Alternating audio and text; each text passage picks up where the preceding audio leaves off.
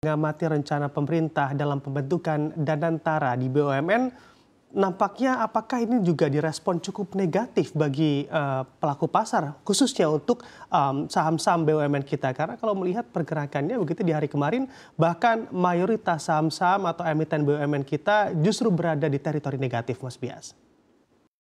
Ya, ini juga kita masih menunggu bagaimana eh, Danantara ini ke depannya akan seperti apa sebagai holding investasi gitu ya.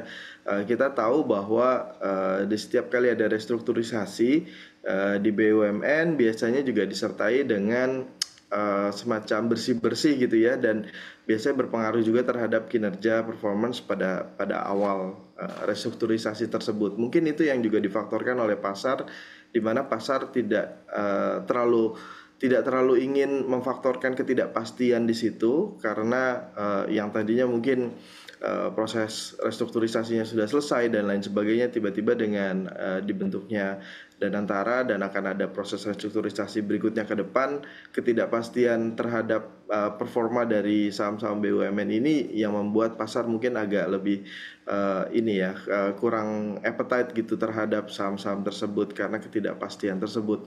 Saya pikir pemerintah butuh secepatnya untuk memastikan minimal ada roadmap-nya disampaikan ke publik, ke pasar, supaya kita bisa benar-benar melihat atau mengakses dampaknya seperti apa terhadap saham-saham BUMN. Kalau tidak, saya pikir mungkin saham-saham BUMN akan tetap ditinggalkan oleh pelaku pasar atau investor karena ketidakpastian yang ada tersebut.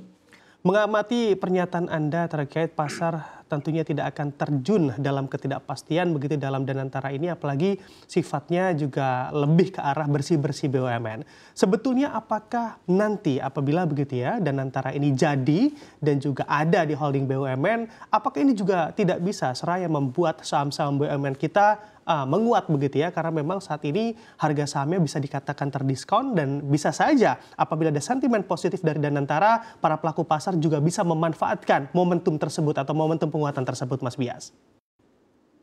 Iya, memang ekspektasinya tujuannya adalah goals-nya ke arah sana gitu ya. Bagaimana kita bisa melihat BUMN kita bisa jadi lebih sehat gitu ya, dan bisa kembali ke performa terbaiknya mungkin di sebelum COVID gitu. Cuman kalau kita melihat bahwa ketidakpastiannya masih cukup tinggi, sebelumnya kita tahu kita sudah punya SWF gitu ya, INA, kemudian muncul lagi Danantara.